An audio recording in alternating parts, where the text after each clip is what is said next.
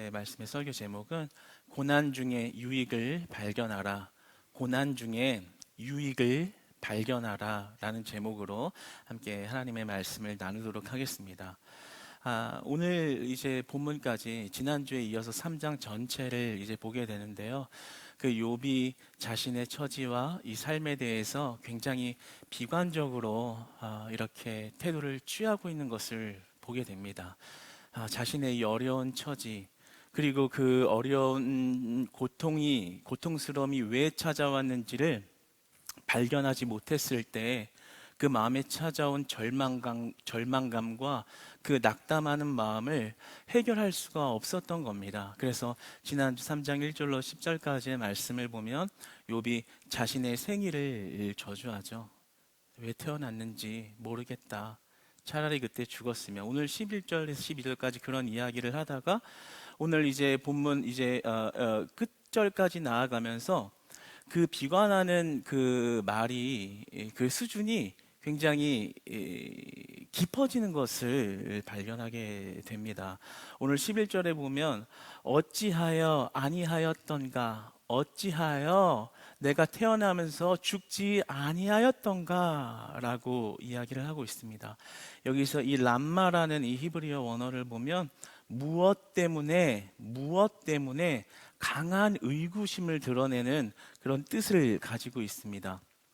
그러면서 이어서 히브리어로 로라는 말이 이어지는데 그것은 강한 부정어를 나타냅니다. 그러니까 마땅히 그렇게 되어야 할 일이었는데 그것이 반대로 이루어졌구나.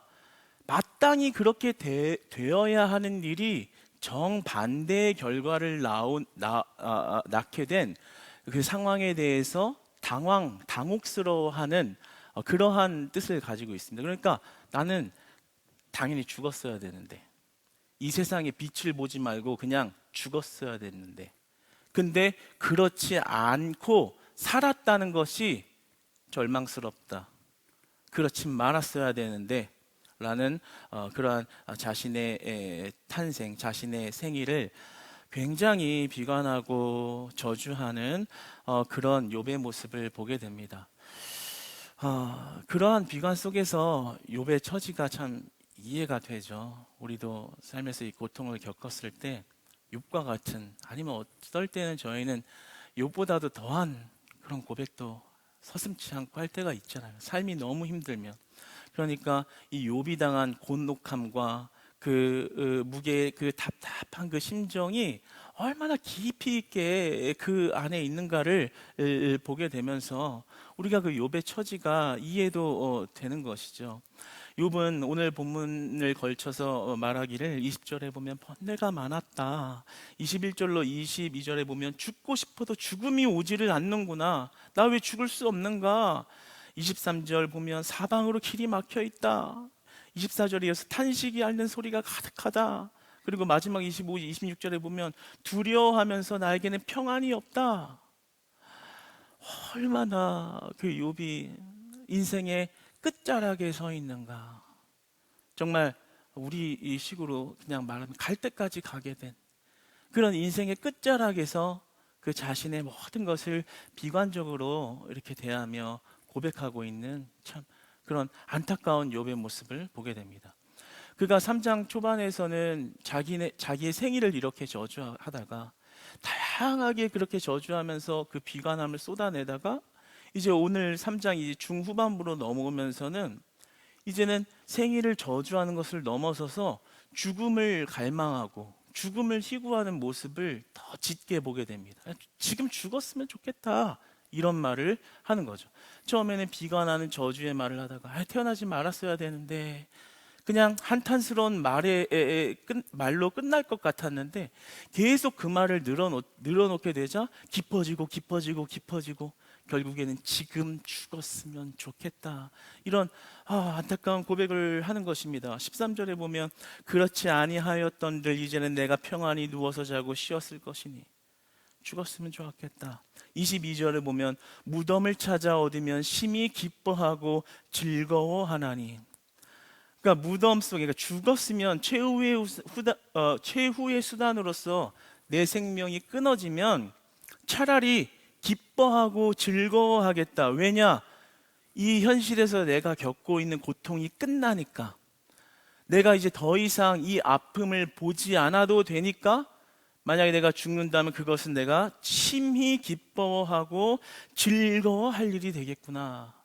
이런 고백을 인생의 끝자락과 같은 이런 처지에서 하고 있는 것을 보게 됩니다. 그러니까 처음에는 저주로 시작했던 말이 이제는 지금 당장 죽으면 그것이 기쁘겠다라는 것까지 짙은 고백으로 나아가게 된 것이죠. 여러분, 우리가 인생의 절망스러운 시간을 보낼 때에도 이 비관하는 말을요, 멈추는 은혜의 길을 축복합니다. 나올 수 있어요. 비관할 수 있어요. 내가 왜 태어났나 라는 말 할 수도 있죠. 그러나 그 말을 계속해서 묵상하고 고백하고 그러지 마시고, 그런 말 했다 할지라도 다시 하나님 바라보시고 그 말을 주워 담고 다시 하나님을 찾으시고 다시 하나님께 해결을 구하시고 다시 하나님 앞에 기도하시고 다시 하나님 앞에 돌이키시는 그런 은혜의 자녀들 되시기를 축복합니다.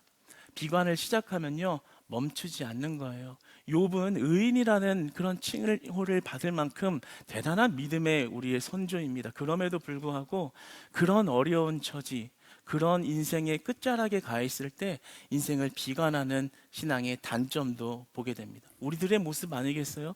욥과 같은 의인도 그렇게 하는데 한편으로는 위로되죠. 우리가 뭐라고, 우리가 욥보다 얼마나 대단한 사람이라고 우리야 버틸 수 있겠냐고요. 그러나 욥과 같은 사람도 비관하기 시작하면 그냥 죽었으면 좋겠다는 그 죽음을 갈망하는 것처럼 우리도 그렇게 연약한 자라는 거예요. 그러므로 비관할 때에도 다시 돌이켜서 주님을 찾을 때 여러분에게 화평을 주시고 다시 안식을 주시고 다시 살아갈 힘을 주시고 고난주간 가운데 다시 부활의 승리를 보게 하시는 예수 그리스도의 은혜 있을 줄 믿습니다. 그러니까 우리가 비난할 수는 있지만, 비관할 수는 있지만 다시 주님을 바라보는 게 중요한 겁니다. 왜냐하면 비관을 멈추지 않으면 그 비관은 계속해서 깊어지게 돼요. 그 인간의 연약함이에요. 그러니까 옆에 사람이 자꾸만 인생을 비관하고 힘들어하면요, 위로해 주세요. 그리고 그 위로 속에서 하나님이라는, 예수님이라는 소망을 전달해 주시기를 축복합니다. 그래서 그 입술의 비관이 멈춰지도록 다시 하나님 붙잡고 일어설 수 있도록 서로 동역하고 서로 위로하는 그런 우리 크리스찬 교회 공동체, 목장 공동체, 각 팀 사역 공동체, 그러한 가정 되시기를 주님 안에서 축복합니다.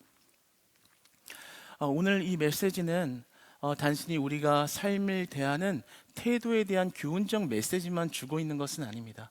비관하지 마세요, 인생을 낙담하지 마세요, 이런 교훈적인 메시지만 있는 것은 아닙니다. 오늘 욥의 신앙을 보면 우리가 크게 배워야 할 중요한 것이 있습니다. 욥의 단점이 있죠.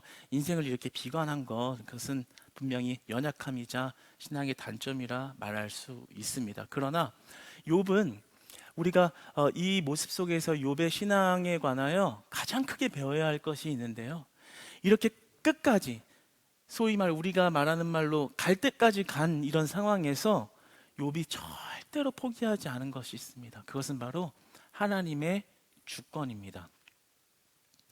욥은 이렇게 끝자락에서 그냥 이 선 하나만 넘어가면 죽을 것 같은 그런 인생의 끝자락에서 하나님의 주권을 인정하는 그 믿음을 잃지 않았습니다. 왜냐하면 만약에 욥이 정말로 하나님의 주권을 인정하지 않는, 하나님을 원망하는 비관을 했더라면 욥은 스스로 생명을 끊었을 것입니다. 충분히 1차 고난 때와 1차 시험 때와 2차 시험 때 여러 가지 역경을 겪으면서 그 생명을 포기할 만한 그러한 시간이 많이 있었습니다. 그러나 그 시련을 다 겪고 나서도 결국에는 그 삶과 죽음에 대한 결정, 죽음에 대한 판단을 자기 스스로 하지 않았다라는 거죠. 그저 이 욥이 한 신앙의 단점은 그 인생을 비관적으로 바라본 단점에서 끝났다라는 거예요. 그 이상으로 나아가지 않았다라는 거예요. 하나님이 저주스럽습니다. 하나님이 왜 그렇게 하셨나요?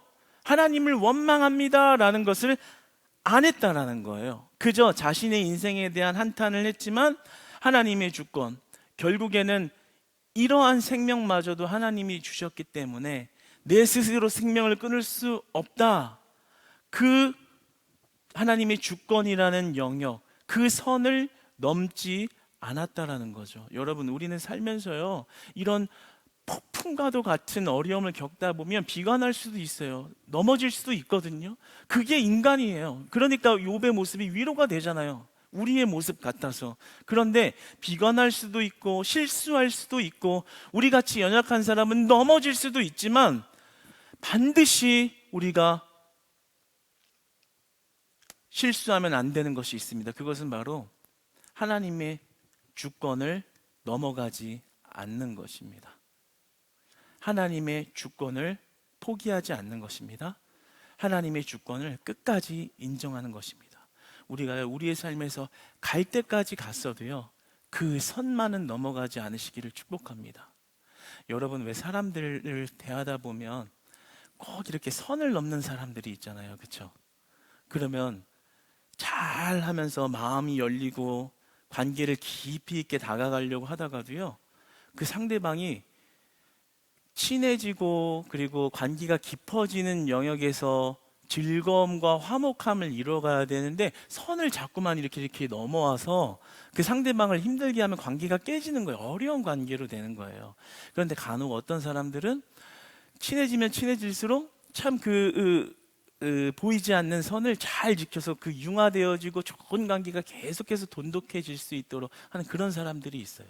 여러분, 우리가 삶의 끝자락과 같은 욥과 같은 상황, 욥과 같은 처지, 내 인생을 비관할 만한 어려운 상황의 끝자락에 다가서도 하나님을 원망하지 않으시는 입술 되기를 축복합니다.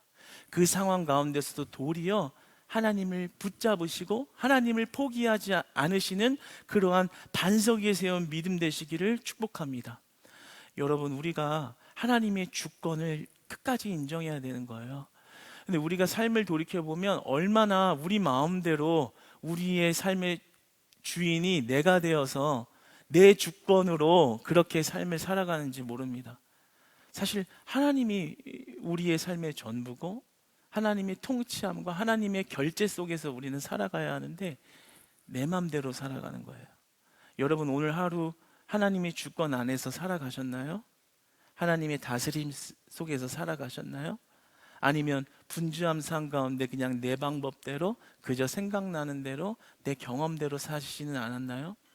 여러분, 우리가 중요한 것은 비관할 수도 있고 넘어질 수도 있지만 하나님의 주권을 넘어가서는 안 된다라는 거. 이것이 욥의 신앙이었던 거.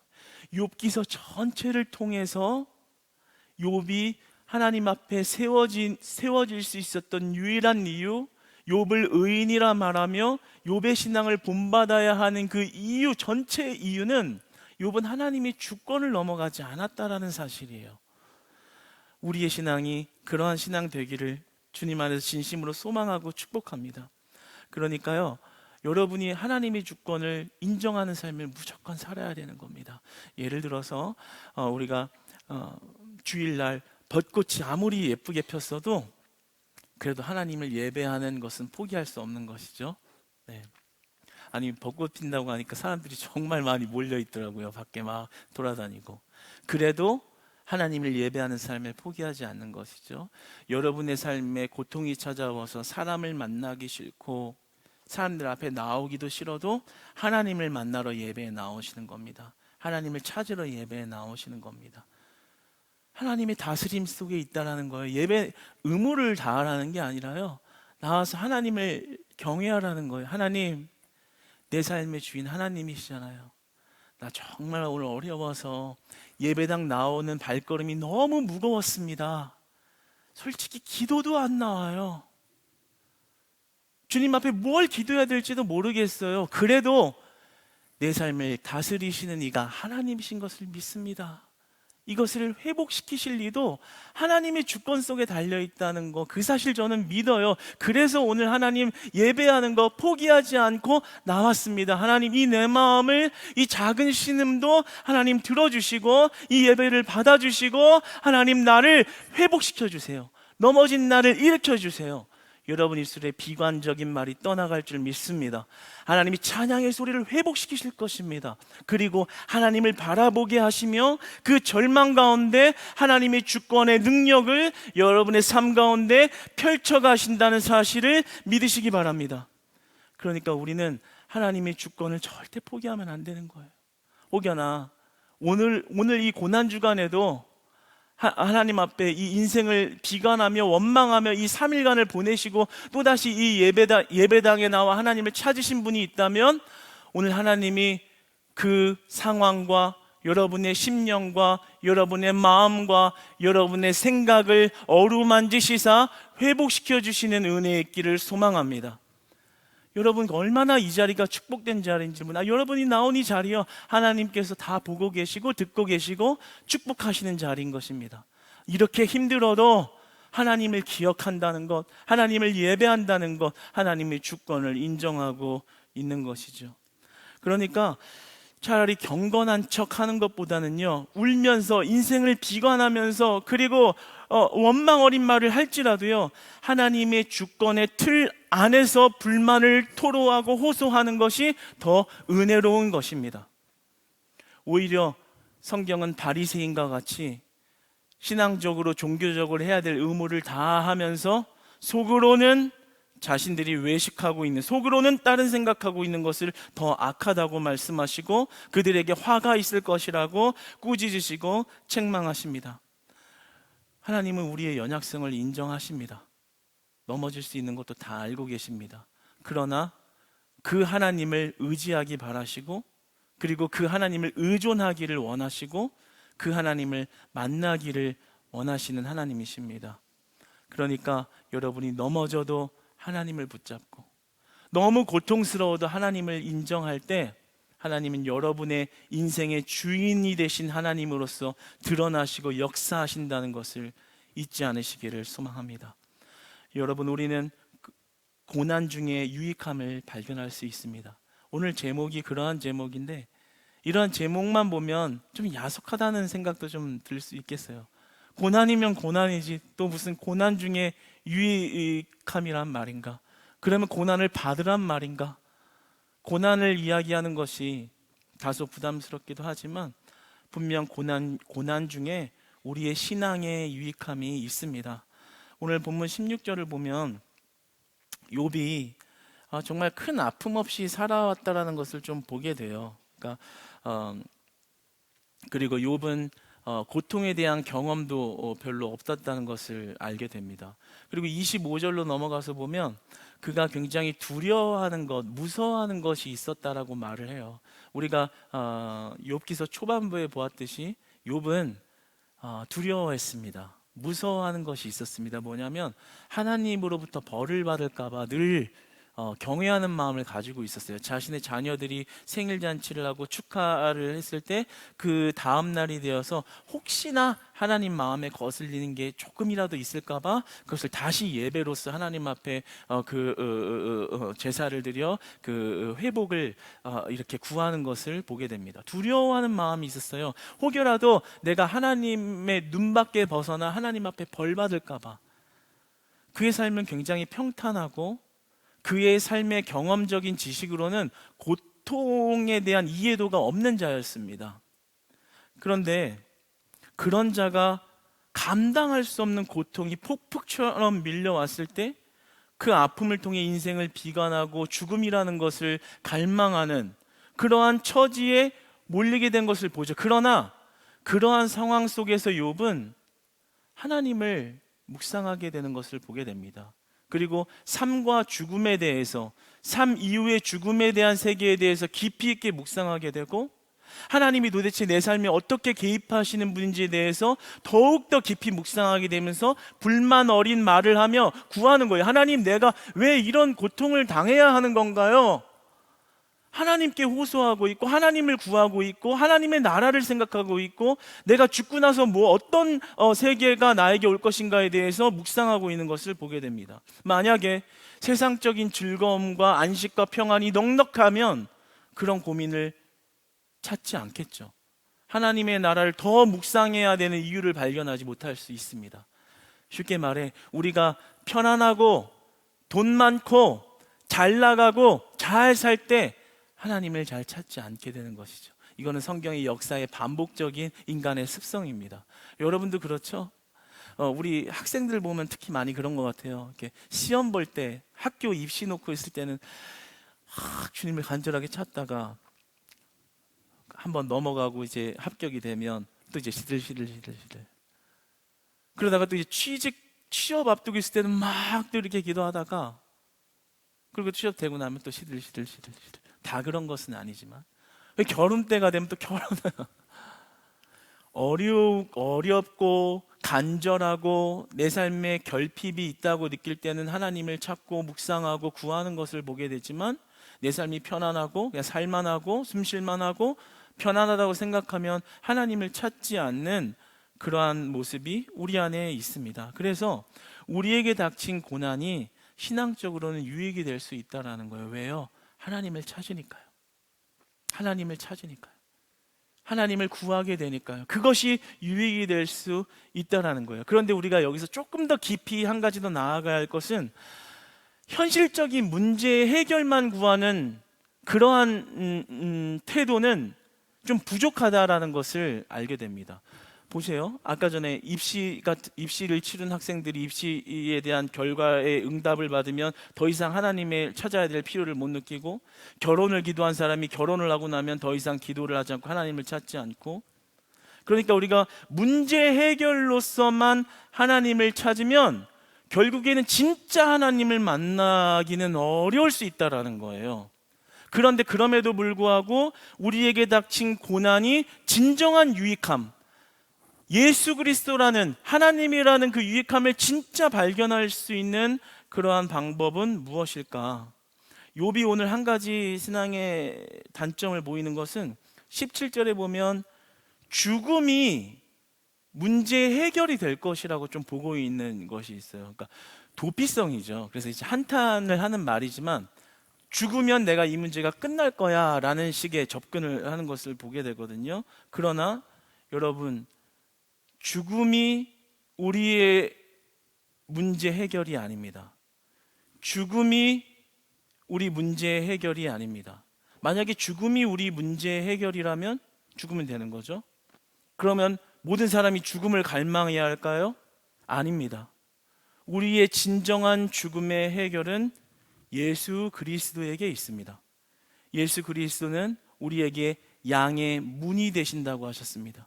그러니까 우리가 죽음이라는 문을 열면 그냥 우리의 삶에 그냥 어려웠던 게 해결되는 도피처와 어떤 해결할 수 있는 문이 열리는 것이 아니라, 우리가 이 땅에서도 겪은 문제와 고통을 해결할 수 있는 문이 있는데, 그 문이 바로 예수 그리스도, 양의 문이 되시는 그 이름이라는 겁니다. 요한복음 10장 99절은 이렇게 말씀합니다. 제가 읽어볼게요. 내가 문이니 누구든지 나로 말미암아 들어가면 구원을 받고, 또는 들어가며 나오며 꼴을 얻으리라. 할렐루야. 우리의 고통과 그 문제의 피난처는 죽음이라는 문의 도피처가 아니라 예수 그리스도라는 그 이름에 있다라는 것입니다.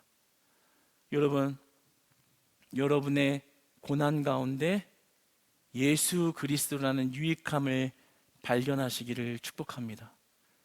여러분의 고난 가운데 이 고난을 어떻게 해결해야 될지 몰라 그냥 벙 쪄서, 그리고 그냥 무기력해져서 삶의 스텝을 어떻게 밟아야 될지 모르는 그런 모든 것이 정지해버린 그런 순간에 그 고난 중에 유익함을 발견하기 원하는데, 그것이 바로 양의 문이 되어주신 예수 그리스도이시기를 소망합니다. 예수 그리스도를 발견하면 그 고난 중에 그 고난의 문제를 해결하시고, 우리의 죽음의 문제를 해결하시고, 우리의 질병의 문제를 해결하시고, 우리의 관계와 슬픔과 단절과 결핍의 문제를 해결하신 양의 문이 되신 그리스도를 발견해야 하는 것입니다. 고난 중에 유익이 있는 것입니다.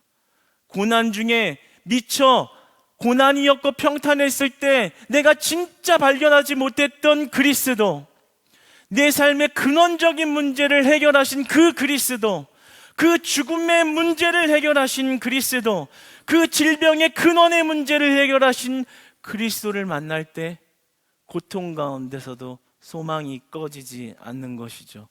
그 안에 안식이 있다 말씀하시고 그 안에 평안이 있다 말씀하십니다. 그래서 우리는 고난 가운데 계속해서 그 그리스도를 잃어버리면 안 되는 것입니다. 그것이 바로 하나님의 주권인 것입니다. 요한계시록 3장 20절은 이렇게 말씀합니다. 볼지어다 내가 문 밖에 서서 두드리노니 누구든지 내 음성을 듣고 문을 열면 내가 그에게로 들어가 그와 더불어 먹고 그는 나와 더불어 먹으리라. 예수 그리스도 안에 답이 있다라는 거예요. 여러분이 욥이 닥친 고난이 뭐예요? 이해할 수 없는 고난, 원인과 결과, 인과관계를 떠나버린 고통, 이해할 수 없고 해결 방법도 없고 내 능력도 떠나버린 감당할 수 없는 고통이잖아요. 그러니까 우리의 영역을 넘어서 고통이란 말이에요. 그 고난 속에서, 그런 고난이 우리의 삶에 왔을 때 우리가 잃어버리면 안 되는 것이 있는데 그것은 바로 그리스도라는 것입니다. 비관할지라도, 때로는 원망할지라도 다시 그리스도를 붙잡으시기를 축복합니다. 볼지어다 내가 문 밖에서 두드리니 내가 그에게로 들어가 그와 더불어 먹고 그는 나와 더불어 먹으리라. 예수님과 함께 한다는 거예요. 여러분, 고난 중에 유익되시는 예수 그리스도를 발견하시기를 축복합니다. 그러니까 여러분, 이제 고난이 닥쳤다면 두려워하지 마시고 무서워하지 마시고 멈춰 계시지 마시고 예배당으로 나와서 그리스도를 찾으시기를 축복합니다. 그리고 예수 그리스도를 만나시기를 축복합니다. 그리고 예수 그리스도를 위해서, 예수 그리스도를 향하여 나아가는 신앙의 생활을 계속해서 전진해 가시기를 축복합니다. 왜냐하면 그 결말에 소망이 있고 그 결말은 정해진 결말이기 때문입니다. 하나님이 주신 결말은 아름답습니다. 하나님 안에서는 비극적인 결말이 없습니다. 우리의 결말은 정해졌다라는 것이죠. 야고보서 5장 11절 말씀을 읽고 오늘 말씀을 마치도록 하겠습니다. 함께 읽어보겠습니다. 시작. 보라, 인내하는 자를 우리가 복되다 하나니 너희가 욥의 인내를 들었고 주께서 주신 결말을 보았거니와 주는 가장 자비하시고 긍휼히 여기시는 이시니라. 아멘. 주께서 주신 결말을 보았거니와, 우리의 삶의 고난이 너무나 감당할 수 없고 앞이 안 보이는 것 같아도 그 결말은, 예수 그리스도 안에 있는 결말은 비극이 없다라는 겁니다. 그 안에 안식이 있다라는 것이고 주님과 더불어 먹는 삶이 있다는 것이고 그가 누리는 기쁨을 우리의 기쁨으로서 누릴 수 있다는 것을 약속하신 것입니다. 그러니까 우리가 절망적인 상황에 믿음의 눈이 닫혔을 때 절대로 잃어버리면 안 되는 것 한 가지가 바로 예수 그리스도이신 것입니다. 사랑하는 여러분, 우리가 이 고난 주간을 넘어가면서 우리가 다시 한번 욥의 믿음을 묵상할 때 예수 그리스도를 발견하는 은혜의 주간 되시기를 축복합니다. 예수 그리스도가 여러분의 문제를 해결하셨습니다. 또한 예수 그리스도가 여러분의 문제를 해결해 가실 것입니다. 우리가 양의 문이 되시는, 우리의 고통의 피난처 되시는, 우리 고통의 문제 해결이 되시는 예수 그리스도로 승리하시기를 주님 안에서 축복합니다.